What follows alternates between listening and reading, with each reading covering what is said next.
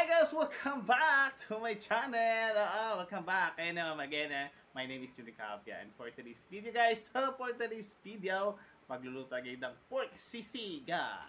Enter mo tayo guys! Let's go!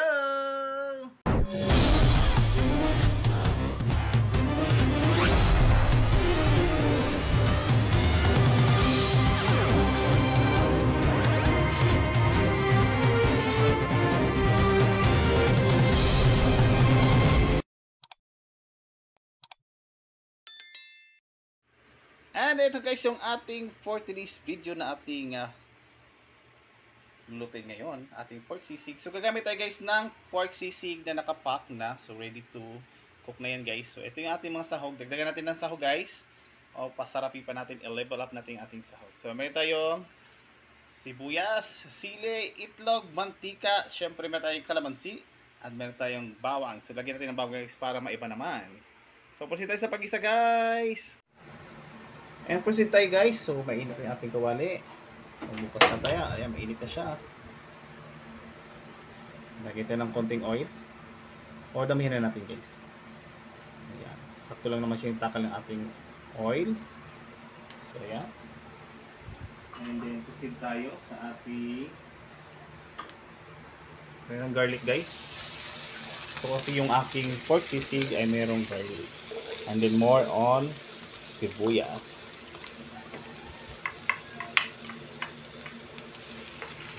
Ayan, yung ating pork sisig. I-twist lang natin yung ating sisig guys. And after that, lagyan na natin yung ating onion or sibuyas guys. So, lutuin lang natin ng konti.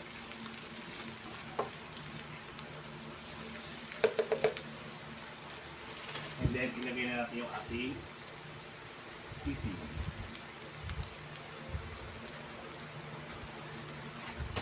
So gumamit ako nitong brand. Ito guys, ayan. Not sponsored this one guys. Add ko na to kasi medyo nag-brown na yung ating sibuyas. Haluin natin yan. At syempre, haluin lang natin to. Ang ating sisig. Gusto ko kasi guys yung maiba ang lasa. Gusto ko medyo maanghang din siya. So para dumami yung ating sisig na pork. Ayan.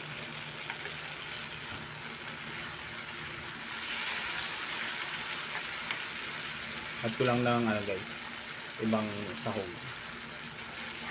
Mabango siya.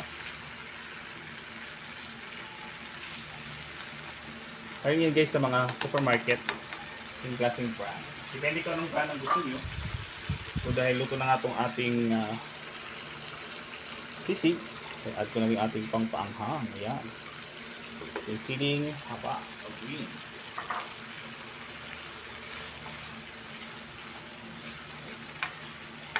Check natin yung lasa nito guys.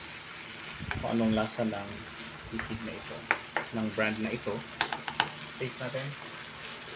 Patay ng tsara. Kahinaan natin ang apoy.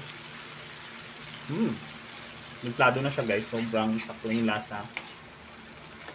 So medyo naiba lang kasi meron tayong nilagay na ibang sahog. Like sibuyas or onion at saka siling green. Ang sarap. Kasi sa gilid guys. Set aside lang natin to sa gilid. So dito, sa gilid lang tayo. Maglagay tayo dito ng, o kaya din sa gitna, mag-add tayo dito ng egg. So kasi ito pag sisig guys, lalagyan siya ng egg. Or dalawang egg. So parang ano ko siya, meron na siyang medyo konting lasa ng kalamansi. Ayan.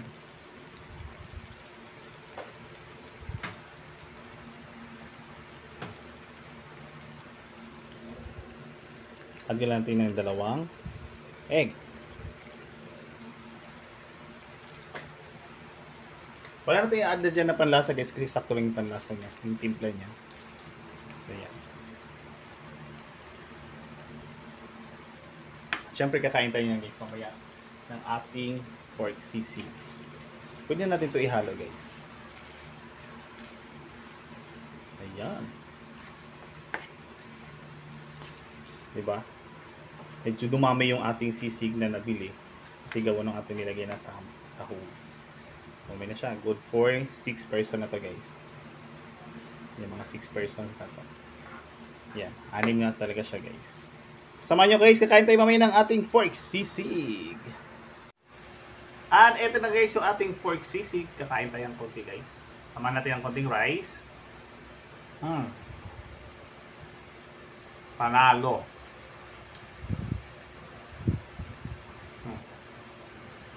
Kamay na tayo. Ayos na itong kamay. Kamay ng sili ang hang sa ating pork sisig.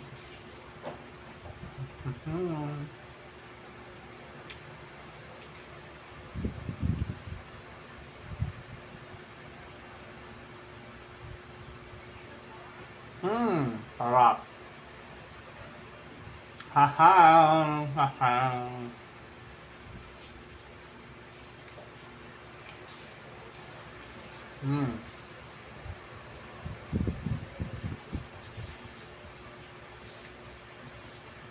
Guys, thanks for watching. See you in the next vlog. Bye-bye!